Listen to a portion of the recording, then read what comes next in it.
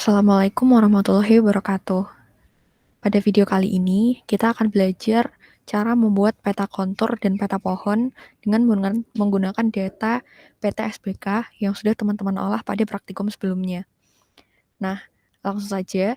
Jadi, data yang kita gunakan pada praktikum kali ini adalah data kontur olah QGIS yang bisa teman-teman unduh di website Bentang Alam. Nah, data ini berisi data kompilasi jalur genap peta 13Z, kemudian data pohon peta 13Z, serta ada data batas kawasan dengan format SHP.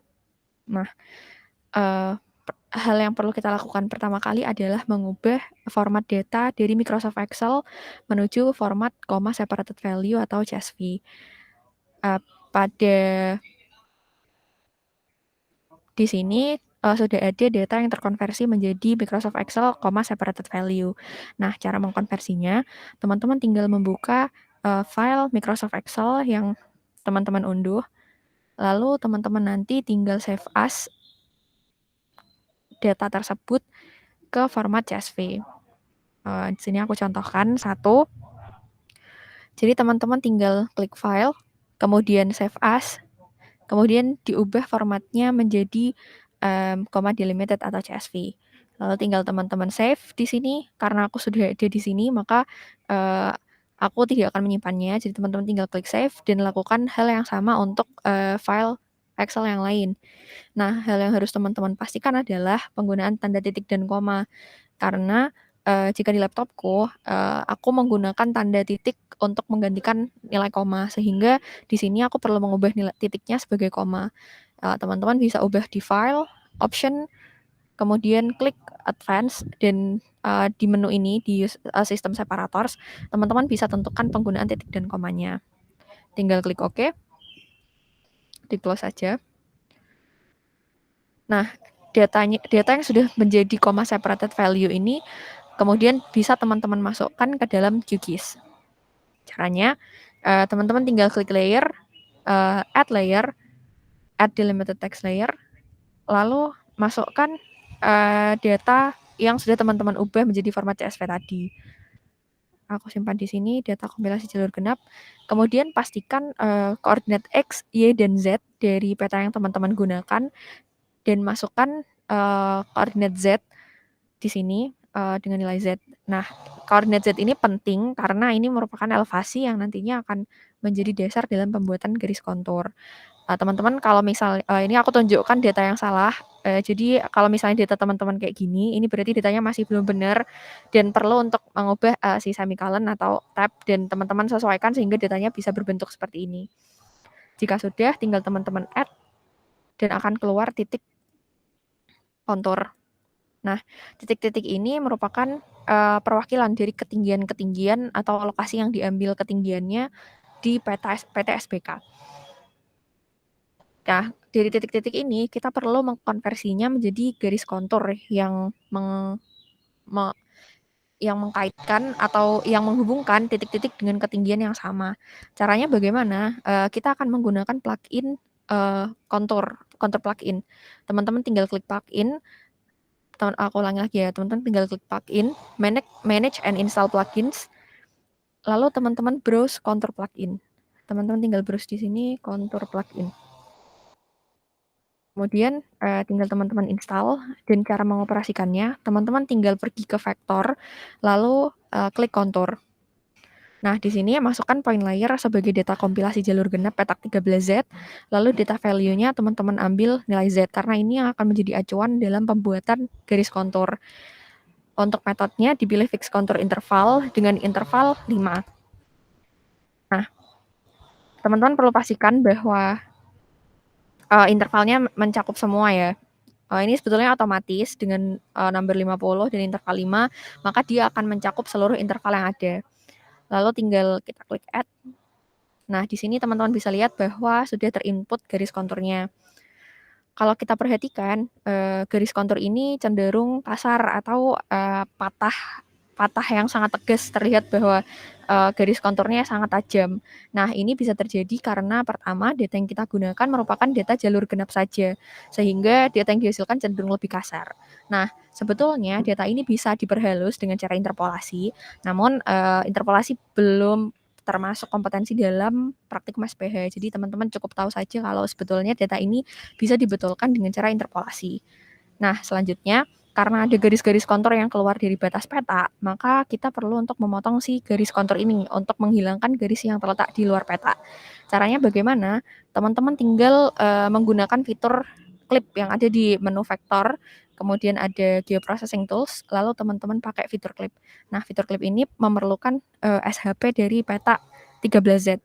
Jadi teman-teman tinggal masukkan data SHP atau batas peta 13 di sini. Nah, kita akan membuang garis-garis yang berada di luar peta. Caranya vektor, geoprocessing tools, clip, lalu pilih input layer berupa ketinggian atau data kontur yang teman-teman hasilkan.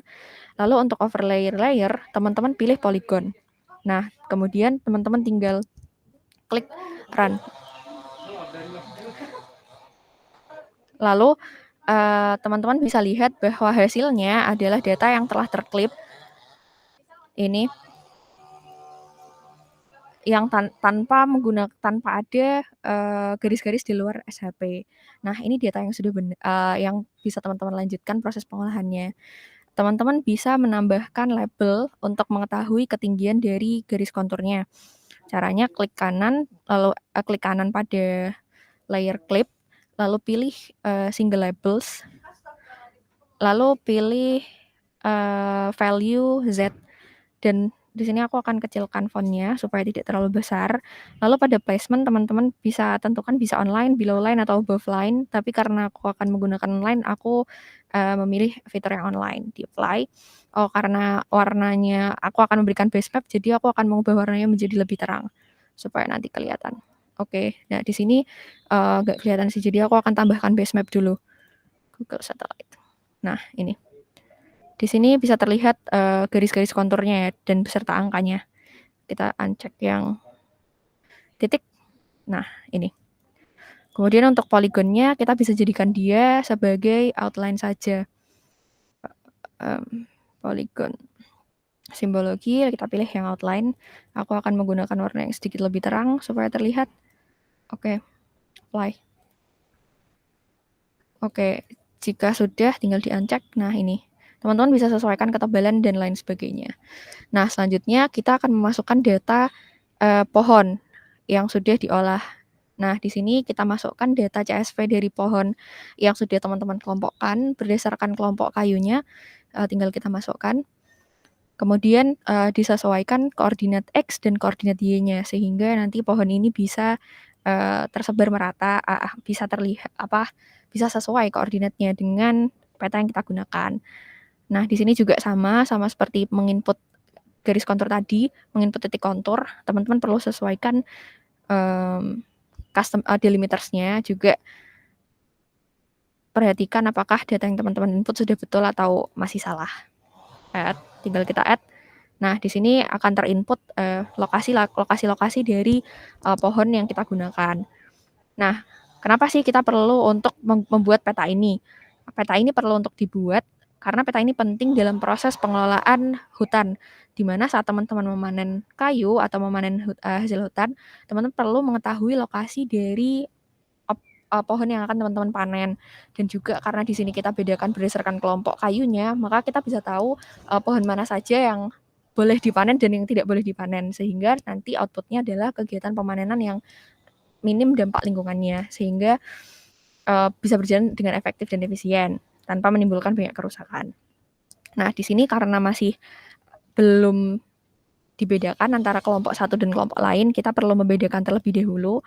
Caranya adalah dengan klik kanan, kemudian kita pilih simbologi, lalu pilih categorized, lalu value-nya kita gunakan data kelompok, value kelompok.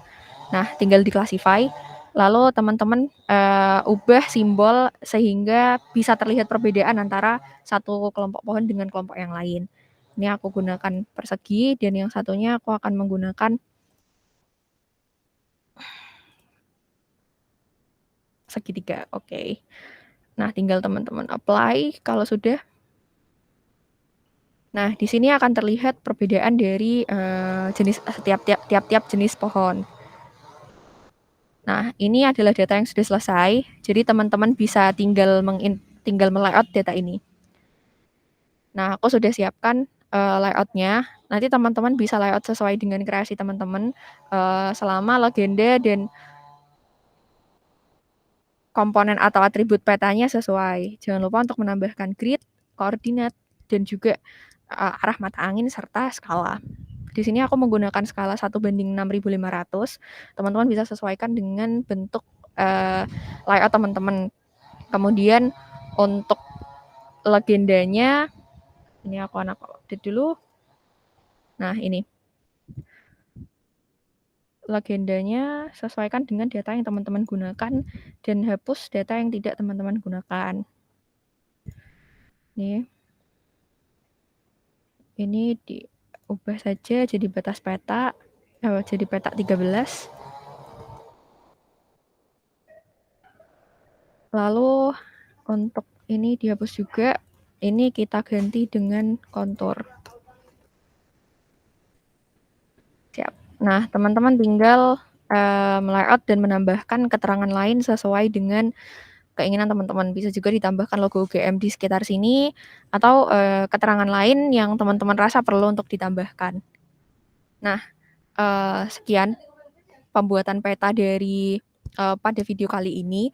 Jika ada pertanyaan, silakan bertanya ke koas masing-masing, dan selamat mengerjakan progres acara. Sampai jumpa di acara praktikum selanjutnya. Sekian, wassalamualaikum warahmatullahi wabarakatuh.